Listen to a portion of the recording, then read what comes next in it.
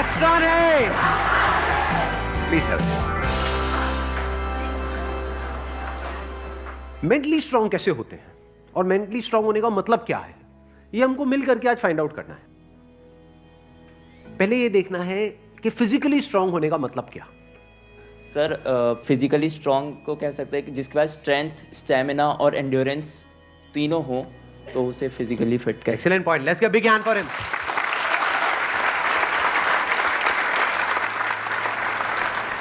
क्या हम ये कह सकते हैं उसकी मसल स्ट्रांग हो? हाँ, क्योंकि कुछ भी लिफ्ट करने के लिए, वेट उठाने के लिए मसल्स का स्ट्रांग होना जरूरी है। मसल्स वीक होंगी तो आप नहीं कर पाओगे, है ना। जो ओवरऑल स्ट्रक्चर है उसमें बोन्स भी आ गई, मसल्स भी आ गई, वो स्ट्रांग होनी चाहिए, उसको हम फिजिकल स्ट्रेंथ बोल सकते हैं।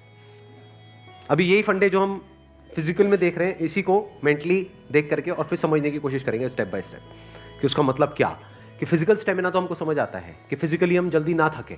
कोई बंदा है उसने थोड़ा बहुत काम किया एकदम से थक गया तो इसका मतलब फिजिकली स्ट्रांग नहीं है। जैसे बहुत लोग होते हैं, जैसे ही अपनी फिजिकल ट्रेनिंग करते हैं, कुछ भी करते हैं, हल्का सा भी दर्द होता है तो छोड़ देते हैं, छुई मुई टाइप के, है ना। तो बड़ा दर्द हो रहा है, भाई दर्द नहीं होगा तो बनेगी कैसे, है ना। Right sir. तो हल्का सा भी कुछ होता है तो छोड़ देते हैं, एंड्योर नहीं कर पाते हैं पेन को। Yes sir. तो पेन को एंड्योर करने की जितनी हमारे अंदर पावर है उसको हम एंड्योरेंस बोल सकते हैं। सर मेरे हिसाब से फिजिकली स्ट्रांग होने का मतलब ये है कि सबसे बड़ी चीज़ ये है कि बीमारियों से दूर होना चाहिए उसे। अगर मतलब कई बार ऐसा होता है कि हमें फिजिकली स्ट्रांग दिख रहा है पर्सन, बट वो होता नहीं है। यानी कि एक बंदा हो सकता है वो फिजिकली हमको स्ट्रांग बाहर से दिख रहा हो और वेट भी बहुत अच्छा लिफ्ट कर रहा हो, और लेकिन उसकी इम्यूनिटी वीक हो। Yes sir. तो हम कह सकते हैं अंदर से वो बंदा कितना स्ट्रांग है।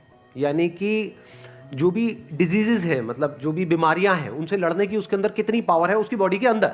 Yes sir. एक तो फिजिकल पावर, एक है उसकी इम्यूनिटी हम बोल सकते हैं। Yes sir. अब एक एक करके इन पॉइंट को देखते हैं कि मेंटल स्ट्रेंथ में किस तरीके से हम अप्लाई कर सकते हैं। सबसे पहले बात हमने करी फिजिकली स्ट्रांग होने का मतलब क्या, स्ट्रेंथ। मतलब आप कह लो वेट उठाना है। जैसे कहीं हम जा रहे हैं रेलवे स्टेशन पे, यहाँ पे, वहाँ पे, एयरपोर्ट पे, और अगर दोनों हाथ में पूरा भारी भारी पूरा भरा हुआ लगेज है, जैसा हम लोग इंडियंस ज़्यादातर लेकर के जाते हैं, लगेज बंदे से भारी होता है, तो सही है नहीं है। 3-3 बंदे बैठ बैठ करके उसको पैक कर रहे होते हैं घर पे, माँ चढ़ी होती है और साथ में बच्चे भी, बेटा तू भी आ जा, तू भी आ जा, पति अरे तू क्या देगा, इधर बैठ। सारे बैठे हुए हैं और उसको बंद कर रहे हैं, फिर उसको उठा रहे हैं, है ना। तो कहने का मतलब है कि अगर आपकी मसल स्ट्रांग है तो आप उठा लोगे, एफर्टलेसली उठा लोगे। इसी को तो फिजिकल स्ट्रेंथ कहेंगे। एक है बहुत एफर्ट लगा के आपको कुछ छोटा सा काम करना पड़ रहा है, एक है बहुत बड़ा काम भी आप कर रहे हो बिना किसी एफर्ट के। क्यों? क्योंकि आपकी बॉडी स्ट्रांग है, आपकी मसल स्ट्रांग है। बिल्कुल इसी तरह से थिंकिंग मसल्स, यानी कि कोई प्रॉब्लम आई तो आप ये देख सकते हो आपकी थिंकिंग मसल्स कैसी है, बेस्ड अपॉन कि आपका रिएक्शन कैसा है जब कोई आपकी लाइफ में प्रॉब्लम आती है। 3 सिचुएशंस हैं यहां पे, तीनों को एक एक करके देखते हैं। एक है कोई बड़ी प्रॉब्लम आई हमारे सामने और हमने अपने हथियार डाल दिए और हम एकदम से परेशान हो गए, तो हम क्या कहेंगे, हमारी मेंटल मसल्स कैसी है, वीक है। मतलब बिल्कुल ऐसा हो गया कि लगेज थोड़ा सा भारी है तो लगेज भारी है मैं नहीं उठाऊंगा। अरे भाई अपने आप को स्ट्रांग कर, मैं आगे ट्रैवल नहीं करूंगा। क्यों? क्योंकि लगेज भारी है, मैं तो यही रहूंगा, बस स्टैंड पे ही रहूंगा, मैं नहीं जाऊंगा। आप हंस रहे हो लेकिन ऐसे हम करते हैं लाइफ में। कोई बड़ी प्रॉब्लम आई तो हम क्या करते हैं, अपने हथियार डाल देते हैं, मतलब वी गिव अप, फेस ही नहीं करते हैं उस प्रॉब्लम को। ऐसी कोई प्रॉब्लम नहीं है जिसका सॉल्यूशन ना हो इस दुनिया में। अगर प्रॉब्लम है तो सॉल्यूशन भी है, बट सॉल्यूशन तक पहुंचने के लिए we need thinking muscles. We need to think a lot in the right direction. और ये राइट डायरेक्शन और रॉन्ग डायरेक्शन क्या है? राइट डायरेक्शन मतलब solution oriented approach, wrong direction मतलब प्रॉब्लम ओरिएंटेड अप्रोच, कि हम प्रॉब्लम में ही जाकर के स्टक हो गए हैं, बस उससे आगे बढ़ ही नहीं रहा है हमारा दिमाग। इसको हम कह सकते हैं मेंटली हमारी जो मसल्स हैं वो वीक है, मेंटली हम वीक है। दूसरा सिनेरियो क्या है, कोई प्रॉब्लम आई, उससे हम लड़े और लड़ने के बाद में बहुत एफर्ट लगाया, बहुत दिमाग लगाया, बहुत मेहनत करी, लड़े और जीत गए। मतलब उस प्रॉब्लम का हमने सॉल्यूशन निकाल लिया। क्या हम कह सकते हैं कि आप मेंटली बहुत स्ट्रांग हो? नहीं, नो। व्हाई? एग्जैक्टली बिकॉज आपको बहुत एफर्ट लगाना पड़ रहा है। समझ गए ना? हाँ, जैसे कोई बैग उठाना है तो बहुत एफर्ट लगाना पड़ रहा है जी, दोनों हाथ लगा दिए और ये घसीट घसीट के जा रहे हो और पहुंच गए, कह रहे हो हाँ मैं तो ये मैं तो वो, भाई कुछ नहीं, तेरी कमर में लचक आ चुकी है। The second scenario is better than the first scenario but not as good as the third scenario. Third scenario क्या है? बड़ी से बड़ी भी कोई प्रॉब्लम आई हमारी लाइफ में, हम पहले ही उसके लिए तैयार थे और ऐसे सॉल्यूशन निकल के आ गया। मतलब वो प्रॉब्लम जो दुनिया के लिए बहुत बड़ी है, जिसको देख करके लोग डरने लग जाते हैं, वो प्रॉब्लम आपके सामने आई, ऐसे सॉल्यूशन निकल गया, एफर्टलेसली काम हो गया। यानी एक बैग आपके पास में है 50 किलो का, ऐसे उठा लिया हल्के में।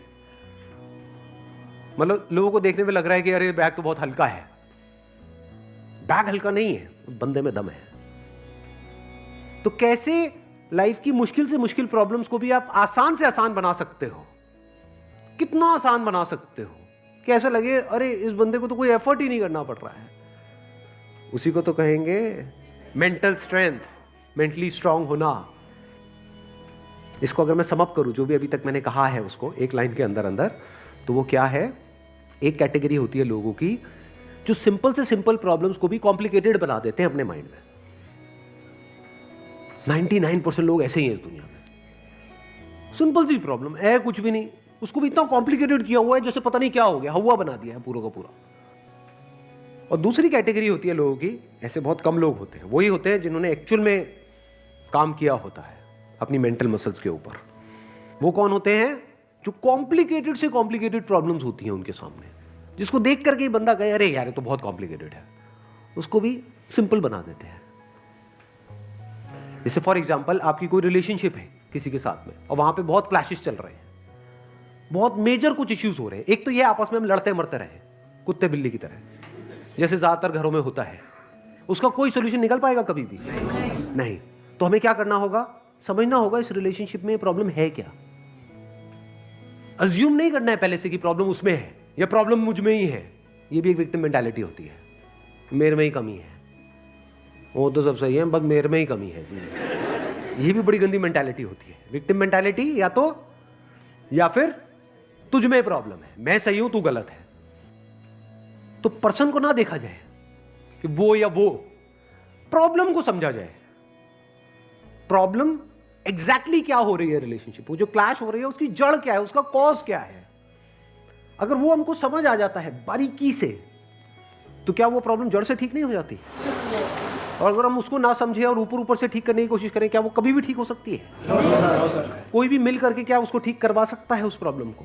जैसे दो लोगों के बीच में प्रॉब्लम हो रही है, कोई तीसरा आ जाए उनके बीच में मीडिएटर बन करके, मैं सॉल्व करवा दूंगा तुम्हारी प्रॉब्लम, तो कुछ देर के लिए तो वो समझौता करा सकता है, लेकिन अगर परमानेंट उसका सोल्यूशन चाहिए तो वो कैसे होगा? या तो दोनों को या दोनों में से किसी एक को बारीकी से समझना होगा नेचर ऑफ प्रॉब्लम क्या है, and that could be very simple. समझ गए? मतलब लगता क्या है, ये स्पेशली जो रिलेशनशिप्स की जो प्रॉब्लम्स होती है वो बहुत ही कॉम्प्लिकेटेड होती है, एक्सट्रीमली कॉम्प्लिकेटेड। समझ ही नहीं आ रहा होता क्या करें क्या ना करें। कई बार होता है कि बहुत ही सिंपल होता है उसका सोल्यूशन। अगर मान लो मेरी किसी के साथ में रिलेशनशिप है, उसमें कोई प्रॉब्लम हो रही है, तो उसको बारीकी से ऑब्जर्व किया, अच्छा प्रॉब्लम हो क्यों रही है और इतनी बड़ी प्रॉब्लम क्यों हो रही है, उसकी जड़ क्या है। तो जब जड़ तक गया तो मैंने देखा कि अच्छा मैं कुछ इस तरह से बोलता हूं जहां से पूरा खेल शुरू होता है। अगर मैं ये ना बोलूं तो, और इसकी जगह ये बोल दूं तो क्या खेल अलग डायरेक्शन में नहीं चला जाएगा? दोनों का अंडरस्टैंडिंग होना बहुत जरूरी है। आप कह रहे हो दोनों की अंडरस्टैंडिंग होना बहुत जरूरी है। हाँ जी सर। ध्यान से समझना, अब ये प्रॉब्लम ओरिएंटेड अप्रोच है, सॉल्यूशन ओरिएंटेड अप्रोच है। ये प्रॉब्लम ओरिएंटेड अप्रोच है जिसका कोई दुनिया में सॉल्यूशन नहीं है। ये बिल्कुल ऐसा है कि सरकार को तो अपना काम अच्छे से करना चाहिए, ये जो चाहिए है ना, ये हम इंडियंस की नस नस में दौड़ रहा है। सड़कों पे सबको अपनी गाड़ी ढंग से चलानी चाहिए, रेड लाइट पे सबको रुकना चाहिए, ये होना चाहिए, वो होना चाहिए, यहाँ पे सफाई होनी चाहिए, दोनों को एक दूसरे को समझना चाहिए, जो कभी नहीं होगा। तो क्या हो सकता है, इसका सोल्यूशन क्या है? ये हो गई प्रॉब्लम ओरिएंटेड थिंकिंग कि हमारी लड़ाई की जड़ क्या है, मैं तो उसको समझता हूं वो मुझे नहीं समझती। समझ गए ना? आ गई ना प्रॉब्लम। जबकि सोल्यूशन क्या है? मुझे ही समझना है, खत्म।